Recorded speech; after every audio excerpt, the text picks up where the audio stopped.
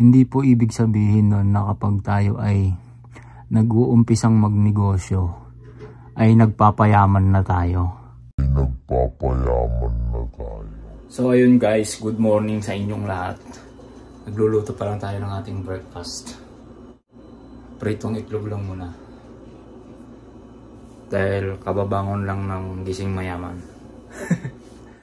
So ayun na nga, inaabangan ko ngayon yung expected ko na dadating ngayong araw. Yung item natin for resale. Sana ngayon dumating para mai-unbox na natin. At syempre dito nyo yan aabangan sa The Goods. Kaya i-follow nyo na ako at please like and share sa mga darating nating i-unbox. So ayun na nga guys, tulad ng nasabi ko kanina, sana ay dumating na ngayon yung ating mga item na na-order para meron na tayong on hand at may unboxing na natin. At saan nyo yan aabangan? Dito lang sa The Goods. Yan ang bago kong page para sa aking gagawing pagbebenta ng mga sapatos, sneakers. So, pakipalo na lang po at abangan nyo yung ating mga i-unboxing para matulungan nyo akong suportahan sa aking gagawing pagbebenta. Kung gusto nyo yung mga item na i-unboxing natin ay i-PM nyo ako kagad, lalong-lalo na dito sa mga taga Yellowknife.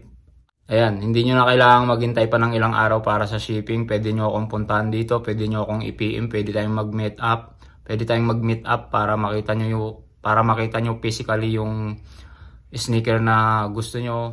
So ayun guys, may tumawag na. Baka nandyan na yung ating inaasahang delivery ng ating ibibentang mga sapatos.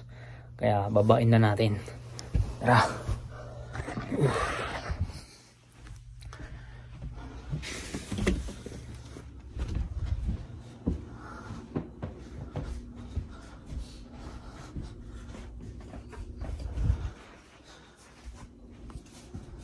Diyan na daw yung order ko.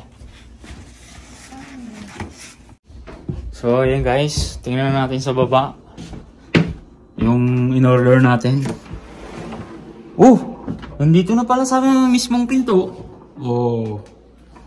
Tara, unboxing natin ito mamaya.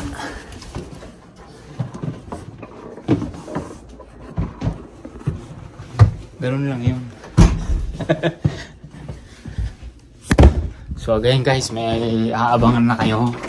Mag-unboxing tayo ng ating mga na-order. Sana ay magtuloy-tuloy. Bigyan nyo ako ng magandang sign. Yan. Dalawa lang muna. Pang-starting. Yan. Dalawa lang muna guys. Pang-starting natin sa ating pagre-resell ng sapatos. Unboxing natin to mamaya. Kaya huwag kayong mawawala sa The Goods.